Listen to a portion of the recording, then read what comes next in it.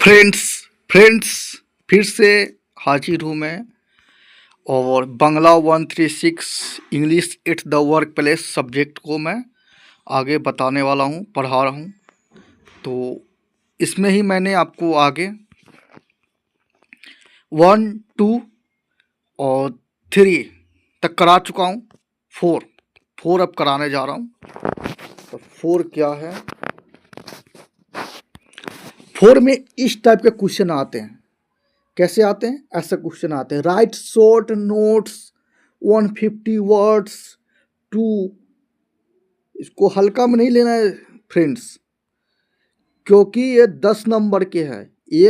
इसको 150 में लिखिएगा तो 10 नंबर आ जाएगा, एक और को लिखिएगा 10 नंबर, यानी कि 20 नंबर का है। तो सबसे ज़्यादा नंबर कैच करने वाला एक क्वेश्चन है, तो इसको हल्के में नहीं लेना है। तो कैसे लिखेंगे? ये आ गया वर्क प्लेस, ये आ गया वर्क प्लेस। क्या कहाँ हो गया? जैसे ये टॉपिक लिखा हुआ है, चलो फर्स्ट ही मानते हैं, establishing good relationship with customer. ये लिखा हुआ है टॉपिक। अब इस पर मुझे 150 वर्ड लिखना है, तो कैसे लिखेंगे? इतना पता है कि ये English at the work place का क्वेश्चन है, यानी कि ऑफिस और बिजनेस से रिलेटेड ही मुझे लिखना है, इतना पता है। पर क्या लिखे? तो आप क्या करोगे? आप अपने मन से कुछ भी इससे मिलता जुलता पैराग्राफ बनाते हुए लिखते जाओगे। पैराग्राफ का मतलब है कि आप 2-3 पैराग्राफ में इसका आंसर 150 वर्ड पूरा दोगे, और वो इतना बड़ा रहेगा क्योंकि बड़ा बड़ा पैराग्राफ रहेगा। एग्जामिनर कॉपी चेक करेगा तो देखेगा अरे इतना बड़ा कौन पढ़ेगा, तो वो ऐसी चेक करके कुछ नंबर बैठाना होगा, बैठा सकता है। लेकिन आप चाहते हैं कि नहीं, हमको पूरा आपके नंबर नहीं मिले और एग्जामिनर मेरा लिखा हुआ पढ़े, तो अलग तरीका से लिखना पड़ेगा। वो तरीका मैं आपको बताऊंगा, और वो तरीका मैं बताऊंगा ना तो आपको याद भी हो जाएगा, क्योंकि इसका आंसर 150 वर्ड लिखने के लिए आपको 150 वर्ड याद करना पड़ेगा। जरूरी थोड़ी कि यही आएगा, ऐसा बहुत सारा क्वेश्चन है, बहुत सारा टॉपिक है, तो सबका आप 150 याद करो तो कितना याद करना पड़ेगा, तो बहुत हार्ड हो जाएगा। जैसे कौन कौन सा क्वेश्चन है मैंने प्रीवियस ईयर कवर किया हूँ आप लोग का। ये कुछ टॉपिक आया है, organiser a portfolio, work place etiquette, portfolio and resume में difference, creative approach to job seeking, gender and the work place. ये सारे टॉपिक हैं, ठीक है। चलिए अब मैं बताता हूँ कैसे आप लिख पाओगे। तो ये रहा, खुल गया पीडीएफ। फिर से इसका पीडीएफ आपको मिल जाएगा, डिस्क्रिप्शन में व्हाट्सएप नंबर होगा। स्टार्टिंग से करते हैं। 150 वर्ड मैंने इस पीडीएफ में सिर्फ क्या किया हूं, टॉपिक लिखा हूं। आप देख सकते हो सिर्फ टॉपिक लिखा हुआ है। जैसे वर्क प्लेस एटिकेट, एटिकेट इसका टॉपिक देखिए क्या क्या लिखा मैंने, punctuality, professional greeting, dress code, mobile manners, email etiquette, respect privacy, active listening, cleanness, cubicle etiquette, meeting rules, be helpful, meeting behaviour. आप कहोगे सर जी ये तो बहुत सारा टॉपिक है, इतना तो भी नहीं याद होगा। तो मैं कह रहा हूँ कि पहले आपको ना इसका 150 वर्ड में लिखना है ना, तो पहले इसको समझ लीजिए। ये जो वर्क प्लेस जो हेडिंग है जिस पे आपको लिखना है ना, पहले उसको समझ लीजिए वो क्या चीज है।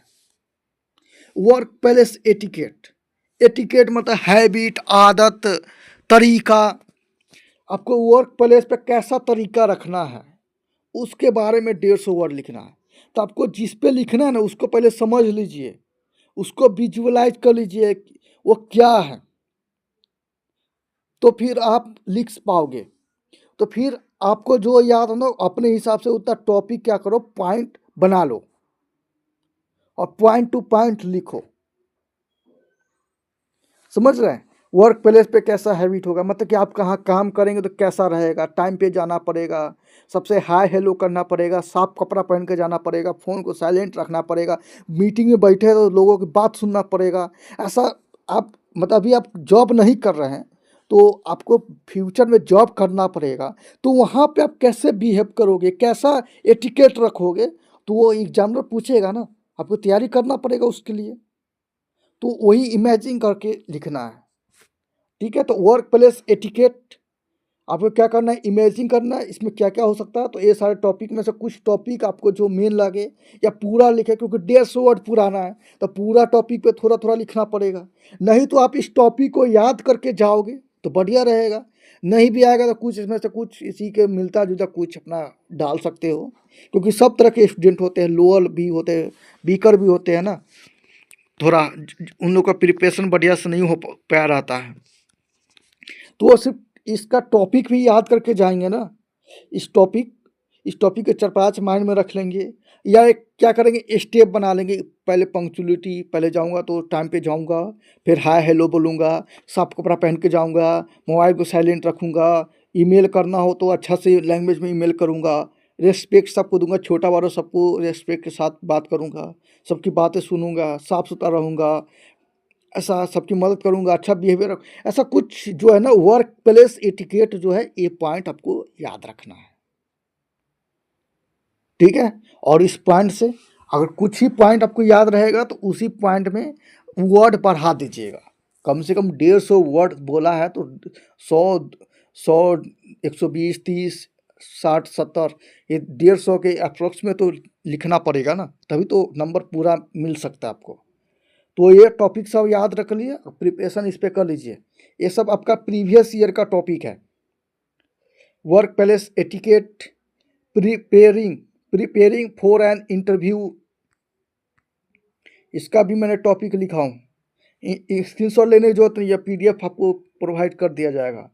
Body language during an interview, interview के दौरान बॉडी लैंग्वेज क्या रहेगा, ये सब जो पॉइंट बता रहा हूँ ना टॉपिक, ये तो एग्जाम में काम आएगा। और ये आपका लाइफ में बाद में फ्यूचर में आप जॉब करने जाएंगे ना, तो वर्क प्लेस एटिकेट, इंटरव्यू की तैयारी, इंटरव्यू के दौरान कैसा बात करें, वर्क एथिक्स कैसे रखे, मतलब ये प्रमोशन में काम देगा आपको। फिर रिज्यूम क्या होता है, पोर्टफोलियो क्या होता है, दोनों में डिफरेंस क्या होता है, मैंने पूरा डीपली लिख ही दिया हूँ मैंने।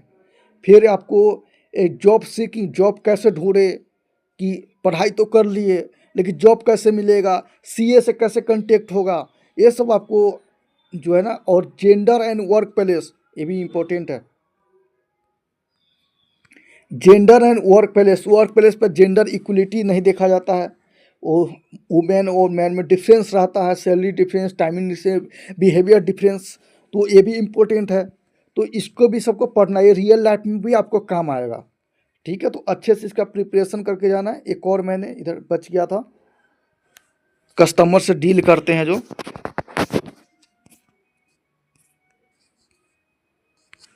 ए quality of a good customer,